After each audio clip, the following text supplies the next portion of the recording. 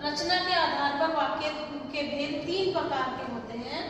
Number 1 सरल वाक्य, number 2 संयुक्त वाक्य और नंबर 3 मिश्र वाक्य। तो सबसे पहले आते हैं हम सरल वाक्य पर। और इसमें क्या होता है, इसकी पहचान अगर मैं बताऊं आपको, तो इसमें एक उद्देश्य होता है। उद्देश्य आपकी जो इंग्लिश में आप सब्जेक्ट कहते हैं वो उद्देश्य, और एक विधेय होता है। विधेय इंग्लिश में बोले तो प्रेडिकेट। तो एक सब्जेक्ट और एक प्रेडिकेट होता है। इसमें कोई कंजक्शन संयोजक नहीं होता। इस जैसे ये संयुक्त वाक्य है, इसमें और लगा है।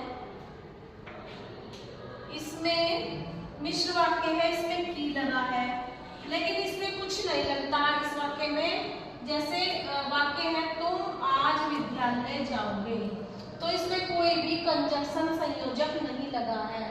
ये एक आपका उद्देश्य है तुम, उद्देश्य सब्जेक्ट, और बाकी प्रेडिकेट है आज विद्यालय जाओगे।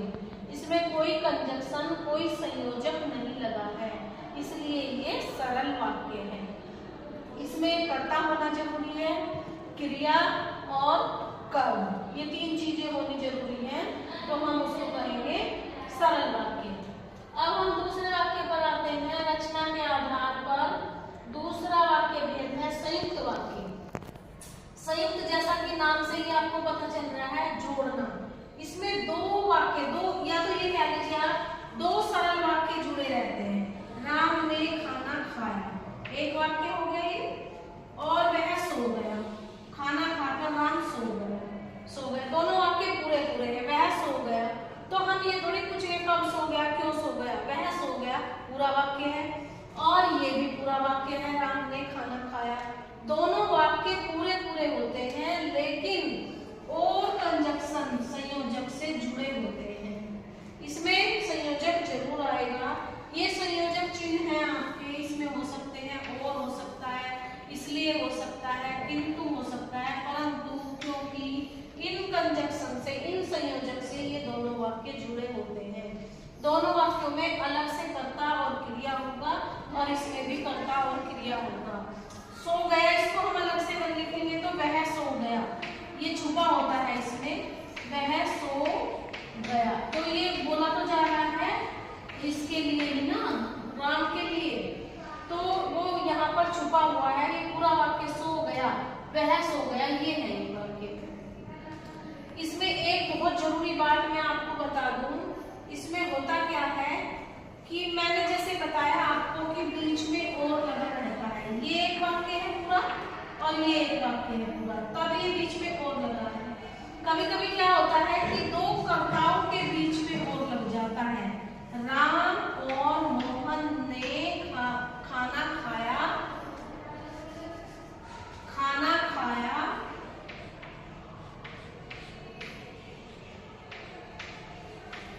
और सो गए। खाना खाया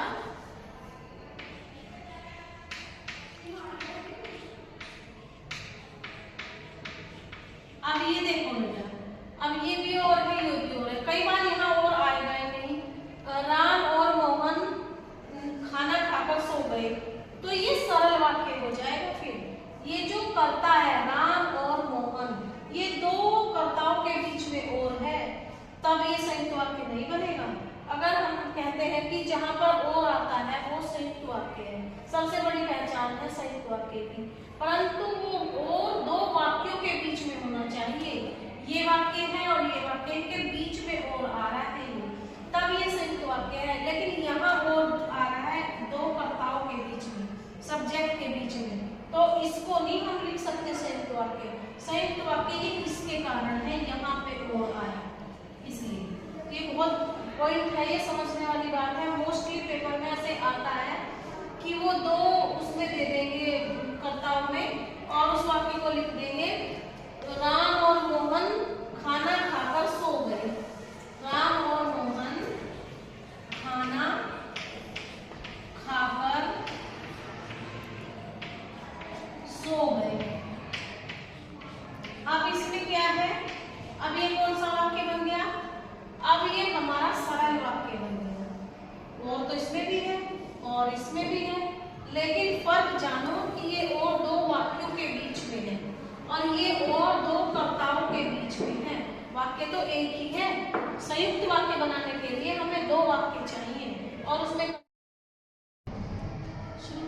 तो ये ध्यान रखने वाली बात है। मोस्टली वो इस तरह से देते हैं और पूछते हैं कि बताइए सरल है, संयुक्त है या मिश्र है। बच्चे बिना सोचे समझे और देखकर उसको संयुक्त लिख देते हैं, लेकिन नहीं, अगर दो कर्ताओं के बीच में और है और आगे और नहीं है, दो वाक्यों में नहीं है, वाक्य तो एक है, तो आपको इसे सरल वाक्य लिखना है। यहाँ दो वाक्य अलग अलग हैं, यहाँ और है, ये संयुक्त वाक्य है। अब आगे चलते हैं हम मिश्र वाक्य पर। मिश्र वाक्य क्या होते हैं? जहाँ एक वाक्य दूसरे के बिना अधूरा है। संयुक्त वाक्य में दोनों वाक्य पूरे हैं और से जुड़े हैं, लेकिन मिश्र में एक वाक्य दूसरे के बिना अधूरा है। जैसे मैंने कहा, क्या कहा? अधूरा वाक्य है कि स्कूल अवश्य आना, तो ये यहाँ से पूरा हुआ, स्कूल अवश्य आना। ये वाक्य इसके बिना अधूरा है और ये वाक्य इसके बिना अधूरा है, इसीलिए उनको मिश्र वाक्य कहते हैं। वो दोनों वाक्य एक दूसरे पर डिपेंड है, कंजक्शन से जुड़ते हैं कि। और इसमें एक पॉइंट और आता है, इसमें जो आपके संयोजक होते हैं वो जोड़े में भी होते हैं। जब, तब, जैसे, जैसे, तैसे, जो ही, ये कुछ संयोजक हैं जो इसमें जुड़ते हैं, तब मिश्र वाक्य बनता है। अब मिश्र वाक्य में सबसे जरूरी चीज ये है, कभी बहुत बार पूछते हैं पेपर में कि बताइए इस मिश्र वाक्य में कौन सा प्रधान वाक्य है और कौन सा आश्रित उपवाक्य है। तो जो इसको ध्यान से समझना कि जहां से कंजक्शन जुड़ा है, संयोजक जुड़ा है, उसके आगे वाला वाक्य आश्रित वाक्य होगा, और जहां से ये कंजक्शन से पहले वाला वाक्य है वो प्रधान वाक्य होगा। ये प्रधान वाक्य होगा और ये आश्रित उपवाक्य होगा। आश्रित उपवाक्य ये भी बोर्ड में बहुत पूछते हैं कि बताइए कौन सा प्रधान वाक्य है और कौन सा आश्रित उपवाक्य है, क्योंकि एक पर दूसरा डिपेंड होता है मिश्र वाक्य में। तो जहां से कंजक्शन लग के आगे चलता है वो आश्रित उपवाक्य होता है और कंजक्शन संयोजक से पहले प्रधान वाक्य होता है। तो आशा है ये आप लोग समझ गए होंगे। और इसके मिश्र वाक्य के फिर तीन भाग होते हैं, संज्ञा आश्रित उपवाक्य, विशेषण आश्रित उपवाक्य और क्रिया विशेषण आश्रित उपवाक्य। वो हमने अपनी अगली वीडियो में बताया है, आपको एक्सप्लेन किया है, तो आपको बहुत अच्छे से समझ में आ गया होगा।